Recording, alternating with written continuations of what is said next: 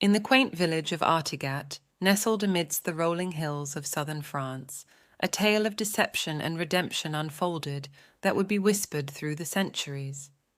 The year was 1556, and the villagers knew Martin Guerre as a charming and affable man, beloved by all. He had married Bertrande de Rolles, a woman of unmatched beauty and grace, and together they were the embodiment of a perfect couple. But one fateful day, Martin Guerre left the village to seek adventure and fortune, leaving behind a heartbroken Bertrande. Years passed, and as Martin's absence grew longer, the village began to suspect the worst, that he would never return.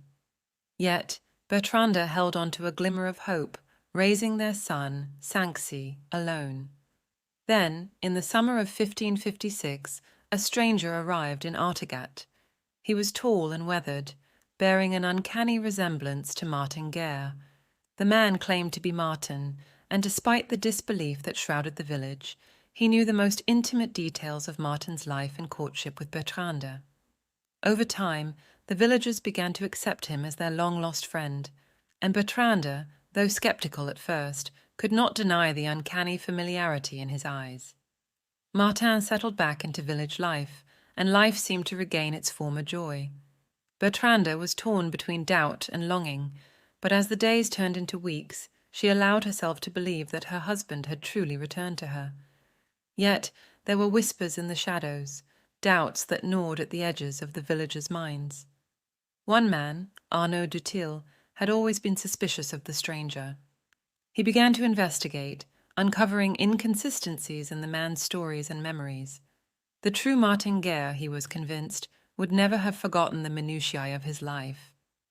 Arnaud's relentless pursuit of the truth led to a trial, where Martin and Bertrande faced the scrutiny of the village. The tension was palpable as they testified, and it was clear that the villagers were divided. Then a revelation occurred that would change everything. A childhood friend of Martin, Pierre, returned to the village and claimed that the man who stood before them was an impostor. He revealed a secret mark on Martin's body, known only to them, which the impostor lacked. The charade was over. The false Martin Guerre was unmasked as Arnaud Dutil, who had assumed Martin's identity to claim his property, and his beautiful wife Bertrande. His cunning plot had nearly succeeded, but the truth had ultimately triumphed. The real Martin Guerre had, in fact, been wandering the world, seeking adventure and amassing tales of his own. He returned to the village, a wiser and more worldly man than the one who had left years ago. Bertrande, torn between two husbands in the past, now faced a choice: the man who had been her husband in every way except name, or the one who had once captured her heart. In the end, Bertrande chose the real Martin Guerre, for she knew that love was not just a matter of appearances, but of shared experiences and enduring connections.